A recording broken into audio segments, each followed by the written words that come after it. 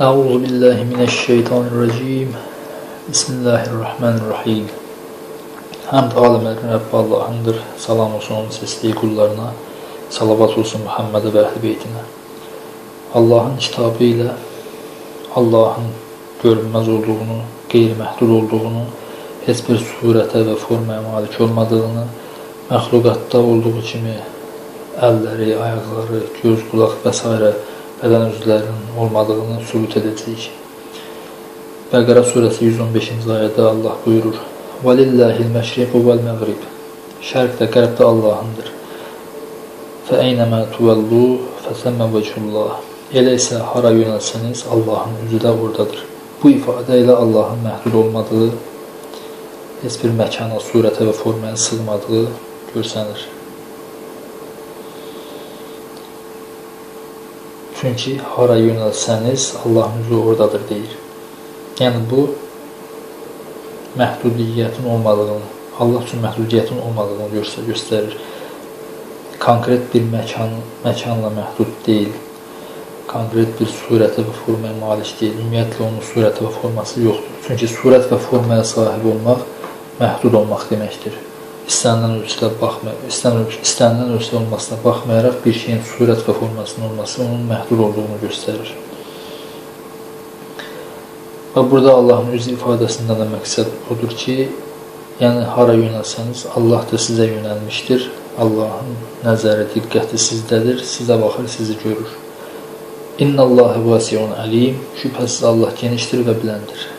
Bu ifadə bir daha Allahın məhdud olmadığını göstərir. Yəni Allah qüdrəti ilə və ilmi ilə genişdir. Və Əraf surəsi 143-cü ayədə buyurulur: "Vələmmə cəə Musə limiqatina və kəlləməhu rabbuhu qalə rabbi ərini ənzur ileyk." Elə ki, Musa vədələşdiyimiz vaxtda gəldi, Rəbbi onunla danışdı, o da dedi: "Ey Rəbbim, mənə göstər, sənə baxım." Yəni özünə mənə göstər, sənə baxım.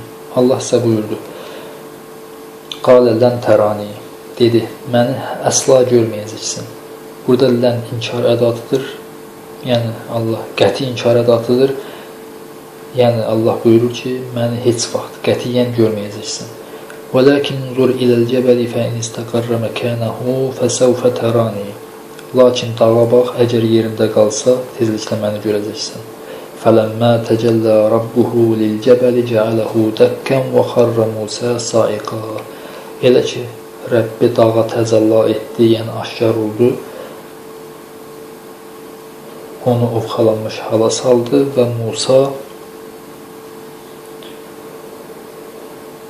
Musa huşdan gedərək yerə yıxıldı.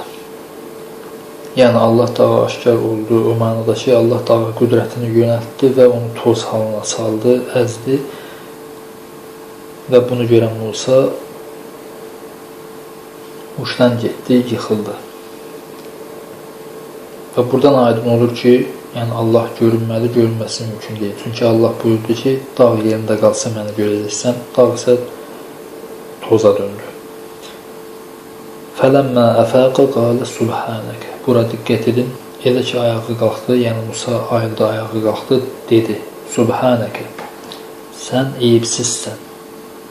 Yəni bununla aydın olur ki, Musa əleyhissalam bu ifadə ilə onu bildirir ki, Allahın görünən olması Allah üçün nöqsandır, eyibdir. Yəni yaradanın görünən xüsusiyyətə malik olması onun üçün eyibdir ki, Musa əleyhissalam Subhanəkə, sən eyibsizsən ifadəsini işlədir bu hadisədən sonra. Və arxasınca deyir: Tubtu ileykə, sənə yönəldim, sənə tövbə etdim.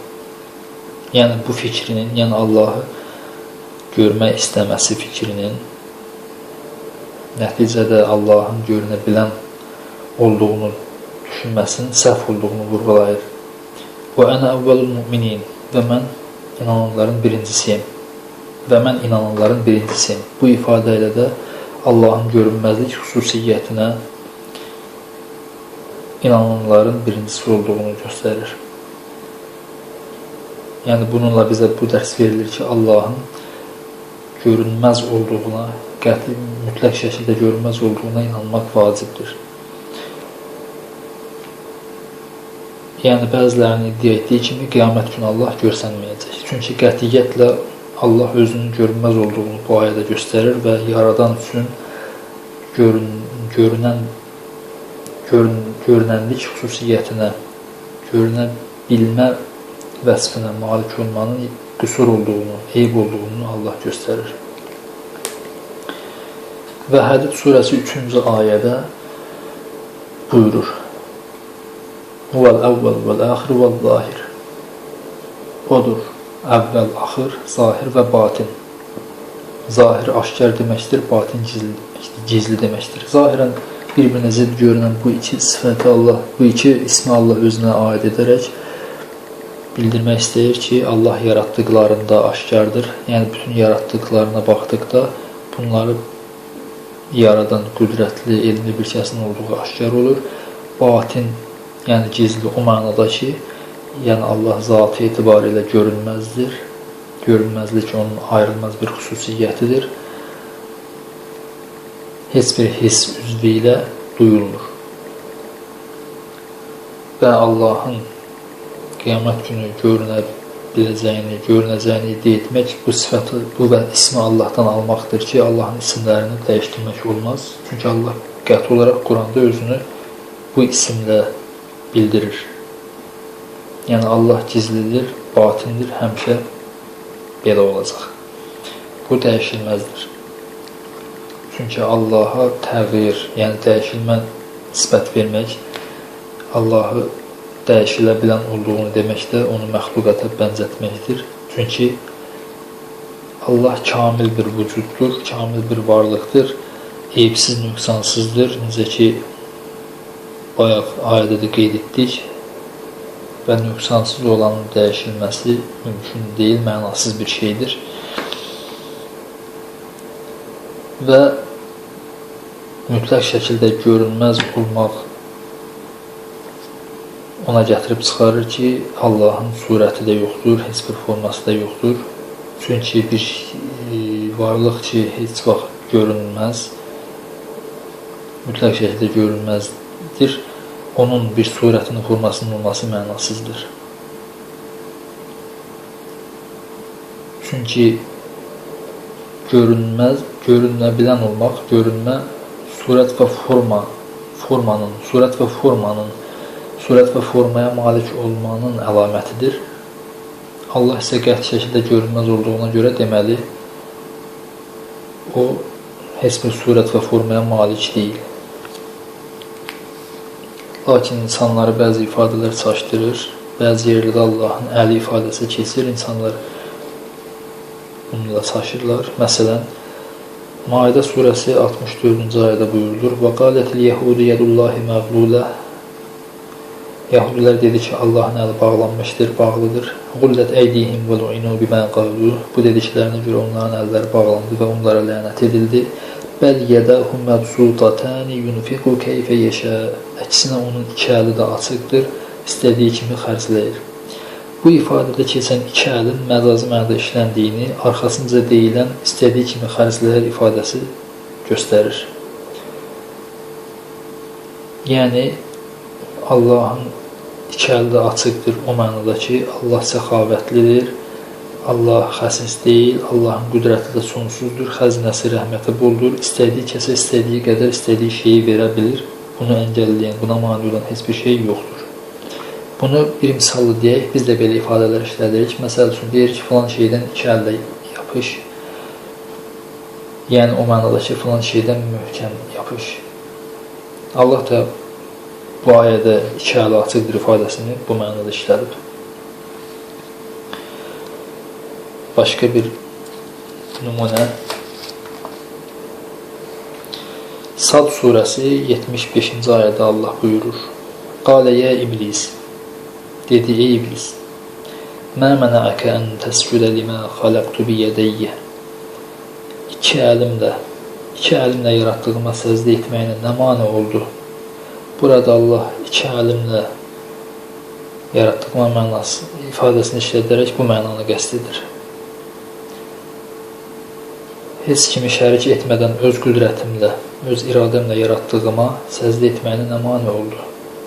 Bunu yenə bir misalla aydınlaşdırım. Məsəl üçün biz də deyirik ki, filan şeyi öz əllərimlə düzəltdim və ya iki əlimlə düzəltdim. Burada məqsədimiz odur ki, yəni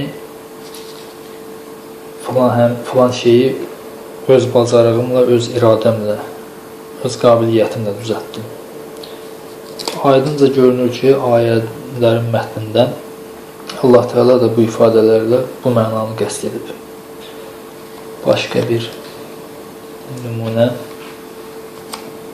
Fəth surəsi 10-cu ayədə buyurur: İnnellezîne yubeyyi'ûneke innemâ yubeyyi'ûnallâhe yedullâhi fevqa eydîhim. Şübhəsiz sənə beyət edənlər sadəcə Allaha beyət edirlər. Allahın əli onların əllərinin üstündədir. Yenə də burada keçən Allahın əli ifadəsinin nə mənaya gəldiyini elə ayənin öz mətnində görürük. Çünki buyurulur, şübhəsiz sənə beyət edənlər sadəcə Allaha beyət edirlər. Yəni, Peyğəmbər beyət edəndə ki, Peyğəmbər əllərini onların əllərinin üstünə qoyurdu. Bu beyət şəklidir, yəni hər hansı bir məsələdə sözləşmək deməkdir. Peyğəmbər Allahın təmsilçisi, Allahın elçisi olduğuna görə Allah Teala buyurur ki, Peyğəmbərin əlinin sizin əllərinizin üstündə olması, mənim əlimin sizin əllərinizin üstündə olması deməkdir. Yəni, aydınca görünür ki, Allahın əlləri onların əllərinin üstündədir ifadəsindən məqsədi odur ki, yəni onlar Allahla beyət ediblər, yəni Allaha söz veriblər. Yəni, ümumilikdə Quran-ı Kərim nəzər saldıqda aydın olur ki, bu kimi ifadələr məcazi mənada işlənib. Yəni, həqiqi mənada Allah Teala'nın məxluqatda, insanlarda olduğu kimi heç bir bədən üzvü yoxdur. Allah Teala bu üzvləri bizə ehtiyaclarımız üçün vasitə olaraq verib. Allah Teala nöqsansız, eyibsiz vücud olduğuna görə onun bunlara ehtiyacı yoxdur. Özü bu orqanları yaradandır. Bizi bu orqanlara möhtac edən və bu orqanları bizə verərək bu ehtiyacımızı ödəyən Allahın özüdür. Yəni, Allahın görmək üçün gözə, eşitmək üçün qulağa, tutmaq üçün, vermək üçün ələ və s. ehtiyacı yoxdur. Özü bunları yaradır. Necəliyi yaradan Allahdır. Ona görə onu bu kimi sifətlərlə vəsf eləmək, məxluqata bənzətməkdir ki, Allah Teala bunun belə olmadığını Quranda buyurur. İxlas surəsində buyurur: وَلَمْ يَكُنْ لَهُ كُفُوًا أَحَدٌ. Heç bir kəs onun tayı bərabəri deyil. Və başqa bir ayədə Şura surəsi 11-ci ayədə buyurur: لَيْسَ كَمِثْلِهِ شَيْءٍ. Heç bir şey onun kimi deyil. Yəni, onun kimi bir şey yoxdur.